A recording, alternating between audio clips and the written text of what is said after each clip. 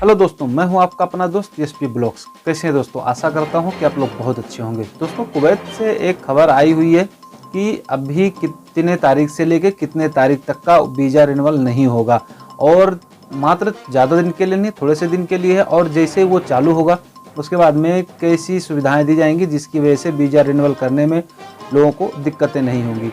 वहीं पर दोस्तों, इंडिया से खबर आ रही है कि महाराष्ट्र सरकार ने कुछ ऐसे नियम किए हैं कि जिन देशों से फ्लाइटें सस्पेंड नहीं है उन देश से जो पैसेंजर आएंगे उनको क्वारंटाइन भी रखा जाएगा और उनका कोरोना टेस्ट भी किया जाएगा। दोस्तों, वहीं पे तीसरी तरफ मैं बात करूं तो भारतीय की जो नौसेना है उन्होंने वियतनाम में कुछ सामग्रियां पहुंचाई हैं, जो कि वहाँ ये बहुत अच्छी खबर है। कुछ लोग परेशान थे खाने पीने के लिए, तो उनके लिए ये चीज़ पहुँचाई गई है।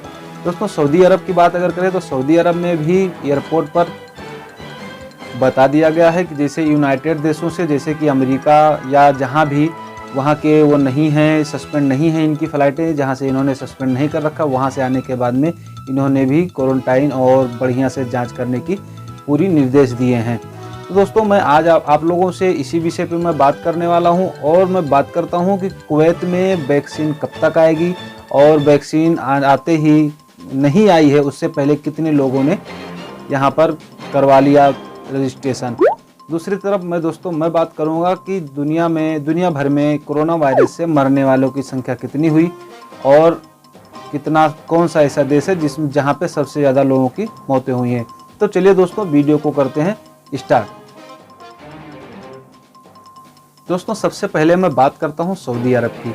सऊदी अरब की सरकार जो है उन्होंने ये चीज़ क्लियर कर दिया है कि जहाँ पे हमारी फ्लाइट सस्पेंड नहीं है, वहाँ से जितने भी लोग आएंगे उनका कोरोना टेस्ट होगा, बाकायदा उनका क्वारंटाइन होगा, बढ़िया से उनकी जांच की जाएगी। उसके बाद ही उनको कहीं आने जाने दिया जाएगा, अन्यथा नहीं आने जाने दिया जाएगा। इसके लिए सऊदी सरकार ने एक कड़ी सख्त कदम उठाए हैं।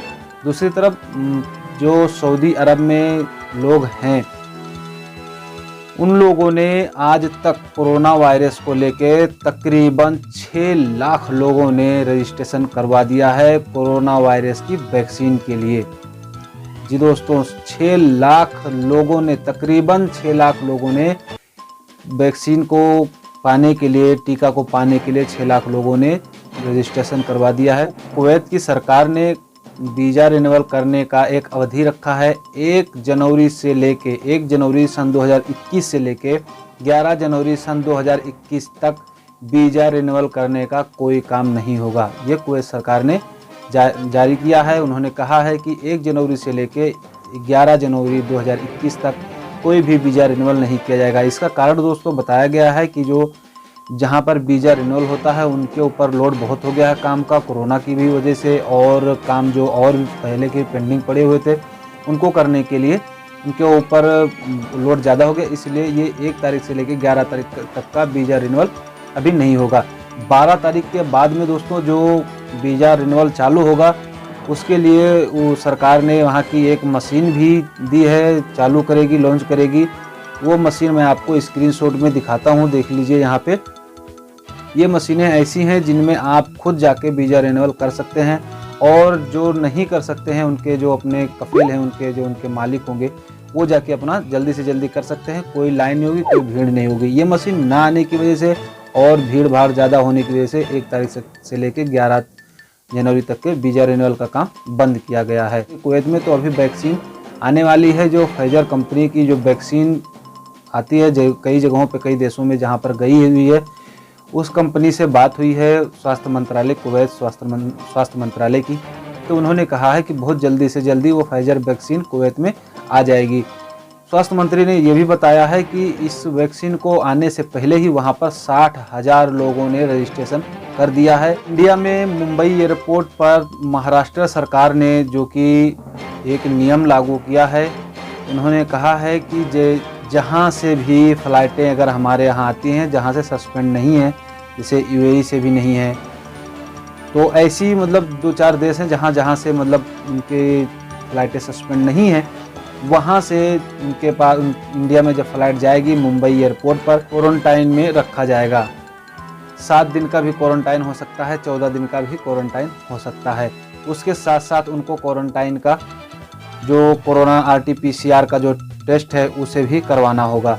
ये नहीं करवाने के बाद में उनको घर नहीं जाने दिया जाएगा। उनका क्वारंटाइन और RT-PCR टेस्ट यहाँ से भी अगर वो करवा के जाते हैं वहाँ पर, उसके बावजूद भी वहाँ पर RT-PCR का टेस्ट होगा और उनको क्वारंटाइन रखा जाएगा। क्योंकि दोस्तों जैसा कि देखा जाए, यूरोप से जो फ्लाइट आई थी 22 दिसंबर की, उसमें 11 लोग कोरोना पॉजिटिव पाए गए थे। इसलिए इंडियन सरकार जो है वो हर तरफ से अलर्ट है।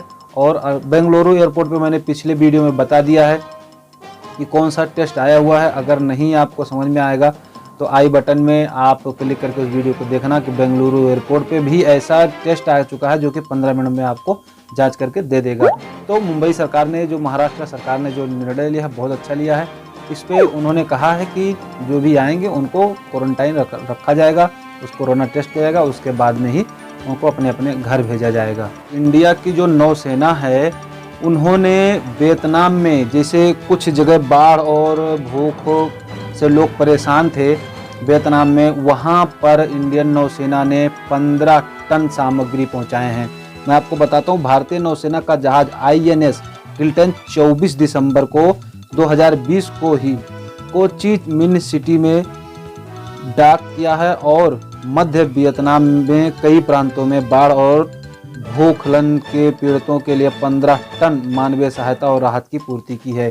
ये हमारे इंडिया की शान में बहुत अच्छी बात है। सैल्यूट है आप लोगों को, जो आप लोग अपने तो अपने पराय देशों के भी, दूसरे देशों को भी आपने पहुंचाया और इतना अच्छा काम किया।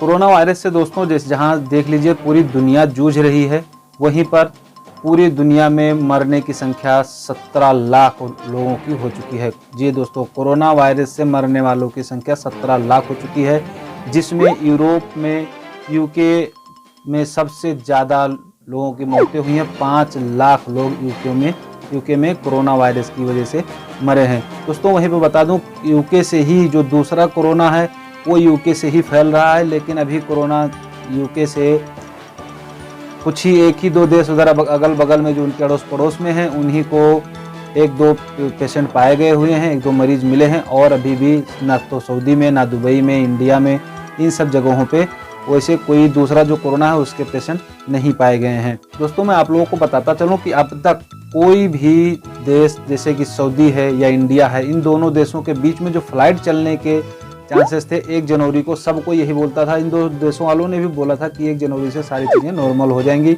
हवाई जहाज़ का उड़ान आने जाने का काम चालू हो जाएगा। तो अभी इन्होंने कहा तो था, लेकिन उसके बाद में अभी तक कोई भी ऐसा प्रोसेस नहीं आया है या कोई अपडेट नहीं आया है कि 1 जनवरी से चालू हो जाएगा। लेकिन कुछ कह भी नहीं सकते भाई, अभी अगर 28 दिसंबर तक ही सस्पेंड है, हो सकता है 28 दिसंबर के बाद में ये लोग बता दें कि हाँ 1 जनवरी से सब कुछ नॉर्मल हो जाएगा। तो दोस्तों अभी ऐसी कोई अपडेट नहीं, जैसे भी कोई भी अपडेट आती है तो आप लोगों को तक सबसे पहले पहुंचाने की कोशिश मैं करूंगा। तो चलिए दोस्तों, इसी के साथ में आप लोगों से लेते हैं विदा। फिर मिलते हैं किसी नेक्स्ट वीडियो में नेक्स्ट न्यूज़ के साथ। तब तक के लिए जय हिंद, जय भारत। सेफ रहिए, सुरक्षित रहिए।